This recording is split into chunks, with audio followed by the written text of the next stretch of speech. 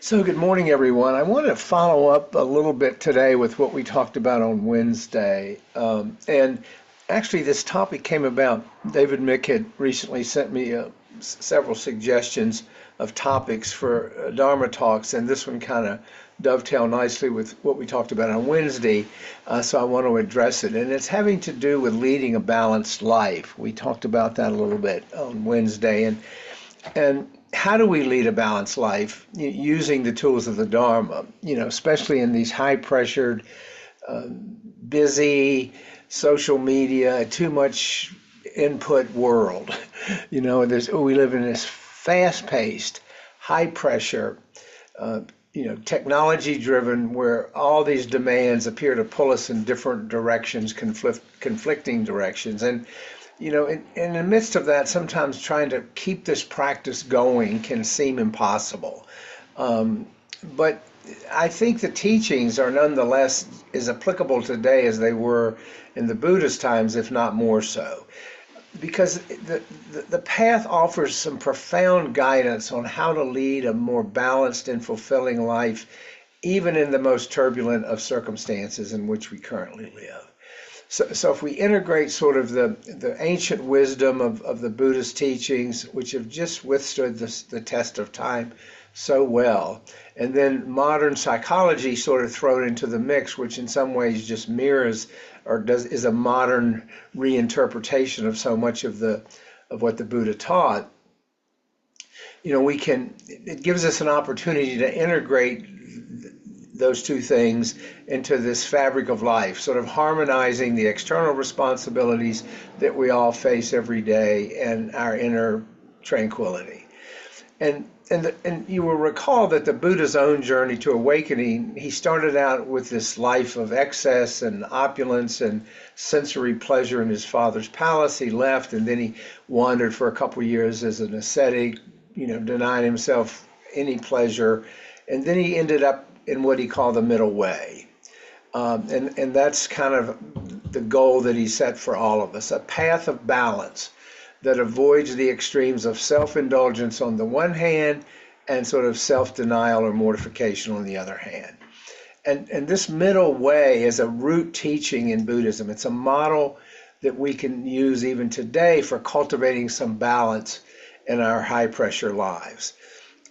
Modern society pressures us toward extremes, overworking, overdoing, overthinking, all in the interest of sort of keeping up and just staying engaged. It's just a constant barrage of information and things pulling on us for attention.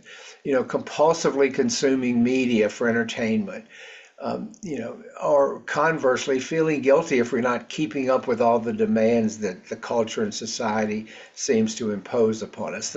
The middle way invites us to pause, to stop, to halt, to gaze, and to seek balance. And most importantly, to establish priorities. If we don't consciously establish priorities, we're just going to get swept up in this tidal wave of activity and demands. And and the middle way challenge us to ask ourselves, what is vital? What's important to me? What do I want to prioritize in my life? Is it the dogged pursuit of material success or material wealth, or is it the cultivation of wisdom, compassion, mindfulness? Because if we align our daily actions, our daily choices every day with these more meaningful values of compassion and wisdom and mindfulness, we become more reflective about how we spend our time and energy. We become more reflective about, where's the best way to put our resources. So instead of perhaps becoming trapped in this cycle of overworking, overdoing, we create space for our practice. Even if it's only 10 or 15 minutes a day, it functions as sort of a circuit breaker to sort of break that constant overstimulation that we all are exposed to every day. And it helps us even briefly tap into a source of calm and clarity. It's often incorrectly assumed that practicing the Dharma implies a withdrawal from the world. That is not the case. Or it is the addition of one more thing on our schedule that is already too full. You know, the elegance of the Buddha's teachings is that they are so adaptable. You know, that they can be woven into the stream of life without requiring radical change. It just requires a reordering of our priorities. You know, the stressful nature of modern living makes it even more essential to see every moment as an opportunity to practice, even when we're getting inundated with stuff, information. For, for instance, our mindfulness practice can be developed not only when we're sitting on our meditation cushion, but in the midst of daily life. In a busy work day or a busy activity day, it may manifest as just bringing our complete attention to whatever task we're working on. We're not multitasking. We don't have 10 things, 10 screens open or whatever. We have one thing in front of us, we've prioritized, and we're going to do it in a thoughtful, mindful way. Or just taking a few conscious breaths before responding to an email or clicking off another text or flipping the channel or whatever we're doing. Because even these seemingly small or even insignificant actions give our nervous system a little break. You know, we're not constantly in arousal mode. We're not constantly in sympathetic arousal mode. We can interject some calming into that. And it just does our minds and bodies a world of good. You know, mindful listening, even in our home with our family members or our friends, has the ability to transform just an ordinary conversation into an opportunity for understanding, opportunity for connection with that other person. And these exercises, these pauses, these interjections anchor us in the present moment. They reduce stress and they increase our capacity to respond more skillfully to the challenges that we're constantly being hit with.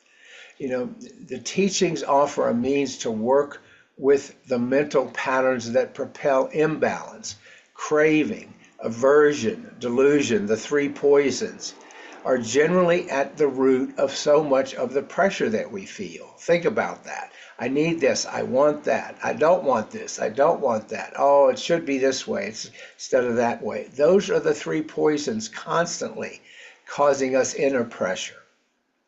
You know, whether it's craving for success or craving for a new toy or whatever, whether it's the aversion to ever failing or being less than perfect, or the delusion that our self-worth is somehow tied to external success and the trappings of external success. Cultivating mindfulness and wisdom, we observe these patterns arise and we gently disentangle ourselves from their grasp. If we don't stay mindful, they will consume us, and we all have been there. In the process, we become less judgmental about ourselves if we're not seeking constant success, if we're not constantly pushing away what's unpleasant. We become less judgmental about our response to these situations.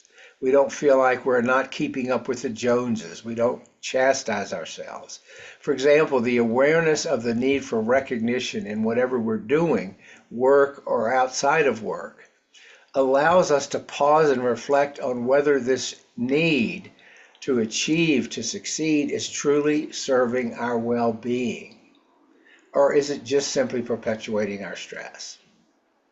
In this modern era, when our self-worth is so closely tied to productivity, to constantly achieving stuff, it is easy to lose the practice of self-care, self-nurturance.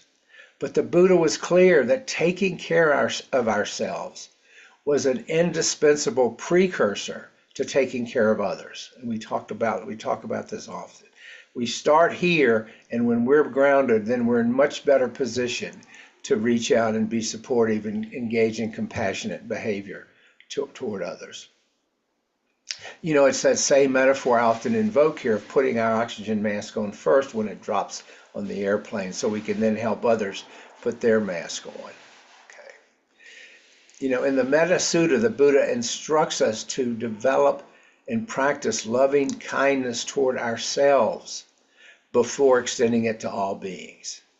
You know, charity begins at home. This teaching has special relevance to any of us who are shouldering high-stress roles. a reminder that balance begins by being kind to ourselves, by engaging in self-care. Self-care in the Dharma is not about indulgence. It's about taking care of the body and the mind and the heart so that we live a life that's true and consistent with our values.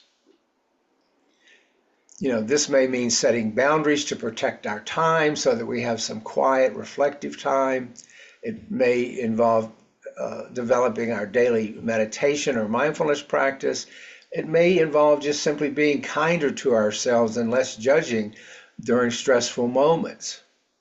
When we make self-care an extension of the practice of compassion, it's not a selfish act. It is a way of renewing the energy to serve others. It's very consistent with the middle way. The most pervasive problem of modern living, I think, is this widespread access to technology. It is a blessing and a curse. Yes, it's a possible means for connection and information, but too often it intrudes in our lives as a force of distraction and disequilibrium. We're constantly taking this in. The Buddha taught what he calls sense restraint, a practical set of principles for addressing this problem. Of course, they didn't have social media, but he talked about sense restraint in terms of constantly needing stimulation. And boy, is that more true now. But rather than just abandoning technology and cutting everything off, we can use our practice to interact with it more mindfully, more skillfully. We can create conscious boundaries around our technology use. We can limit it. We can turn it off. We can stop doom scrolling all the time. We can set regular times, for instance, to check email, or practice digital fasting during meals or bedtime or quiet time. We don't have to have our phones out all the time. We set an intention to unplug at intervals from so much media. Because as we grow more attentive to how we relate to technology, we make room for greater presence, and we clear out some of the mental clutter that causes stress that comes from all that technology. At the heart of the Dharma lies the truth of impermanence.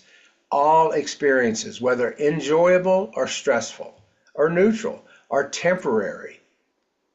And knowing that can make stresses more manageable. This too shall pass. The moment we cling to success, material wealth, or perfection, we create suffering for ourselves.